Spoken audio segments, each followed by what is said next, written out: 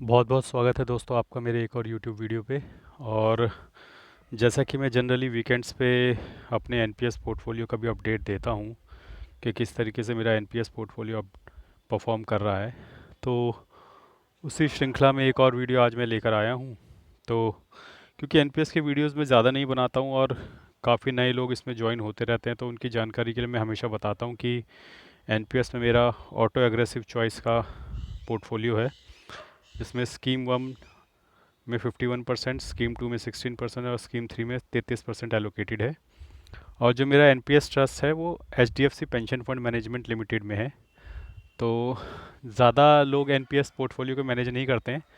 मुझे पूरी जानकारी तो नहीं है, बट जहाँ तक मेरा मानना है कि आईसीआईसीआई, कोटक और एसबीआई और एचडीएफसी, ये चार तो करते हैं एनपीएस पेंशन फंड मैनेजमेंट। इसके अलावा पांचवा छठा कोई है तो मुझे ज़्यादा आइडिया नहीं है, लेकिन जहाँ तक मेरा ख्याल है ज़्यादा ज़्यादा फंड हाउसेस नहीं है जो पेंशन फंड मैनेज करते हैं।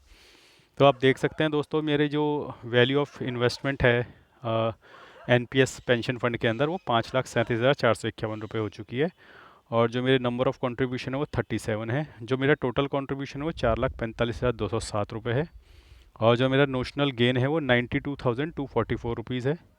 और मेरा जो एक्स आई आर आर है वो 9.62% है, यानी कि अलग अलग समय पे की गई मेरी जितनी भी इन्वेस्टमेंट हैं वो सब मिल मिला के 9.62% का रिटर्न दे रहे हैं।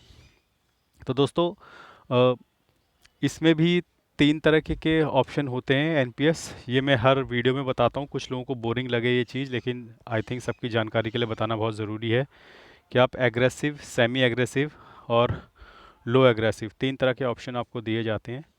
तो अगर आप एग्रेसिव चुनते हैं तो उसमें इक्विटीज़ में थोड़ा कंट्रीब्यूशन बढ़ा दिया जाता है, यानी कि शेयर मार्केट में ज़्यादा लगाने लग जाता है फिर आपका फंड मैनेजमेंट कंपनी जो है।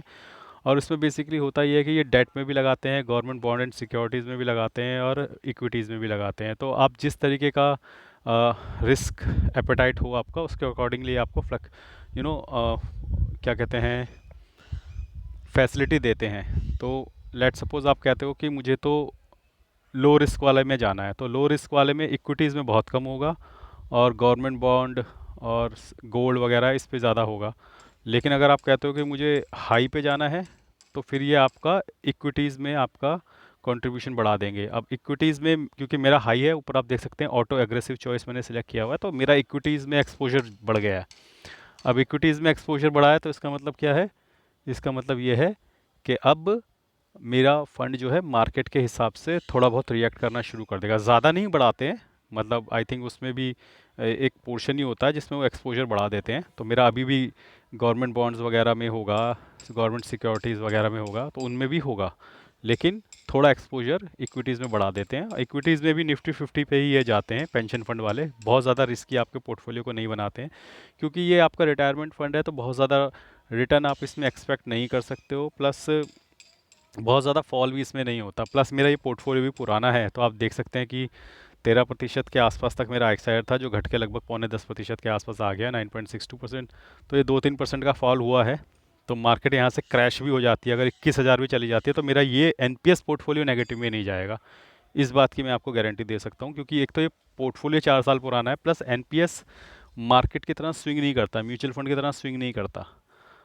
तो इसमें नेगेटिव में जाने की कोई गुंजाइश नहीं है। ज़्यादा से ज़्यादा 92 तक आ गया, मार्केट क्रैश कर जाएगी तो 80 तक चला जाएगा। 21,000 भी चली जाएगी निफ्टी तो 80,000 तक चला जाएगा, इससे नीचे नहीं जाने वाला ये।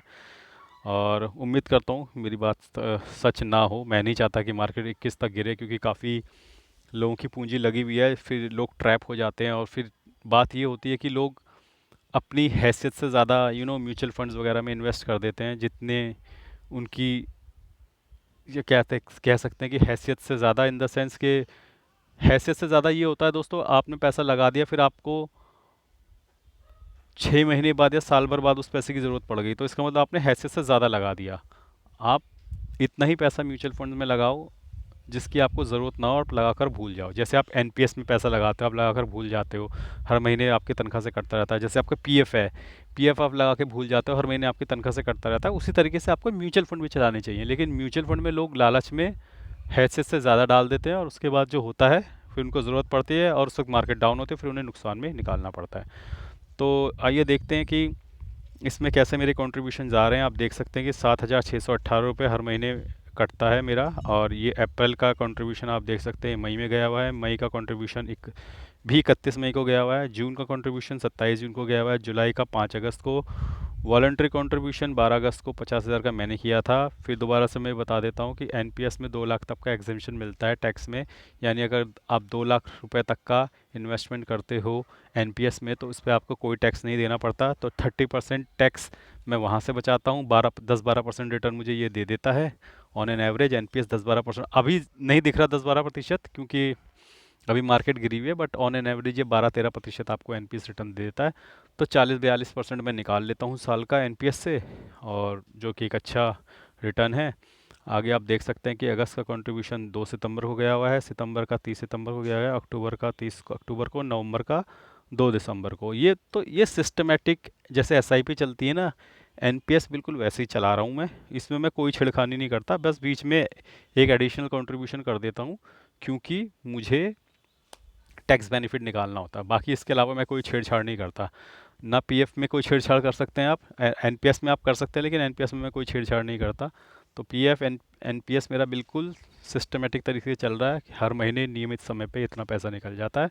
छेड़खानी सारी मैं करता हूँ म्यूचुअल फंड्स में, और वहाँ करता हूँ अल्फ़ा जनरेट करने के लिए, लेकिन फ़िलहाल वहाँ पे मार्केट डाउन है तो वो अल्फ़ा जनरेट होता हुआ वहाँ पे तो नज़र नहीं आ रहा। लेकिन ये तो part and parcel of the cycle है कि कभी मार्केट ऊपर होगी, कभी मार्केट नीचे होगी, तो वहाँ पर तो आपको ज़्यादा ख़रीदना है। जिस तरीके से आपको म्यूचुअल फंड की एनएवी मिलती है, आपको एनपीएस की भी एनएवी मिलती है। आपको नीचे दिखा देता हूँ, ये देखिए, ये एनएवी वैल्यू आपको दिख रही है नीचे।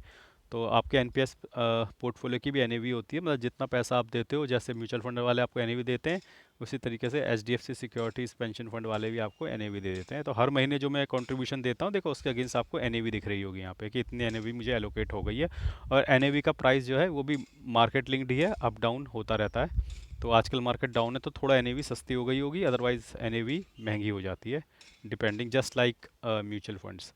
तो दोस्तों ये था मेरा एनपीएस पोर्टफोलियो का लेखा जोखा। उम्मीद करता हूँ आपको ये वीडियो पसंद आ रहे होंगे, और आपको एनपीएस पोर्टफोलियो से रिलेटेड कोई जानकारी चाहिए हो तो आप कमेंट सेक्शन में मुझसे पूछ सकते हैं। आज के लिए बस इतना ही, धन्यवाद, गुड बाय।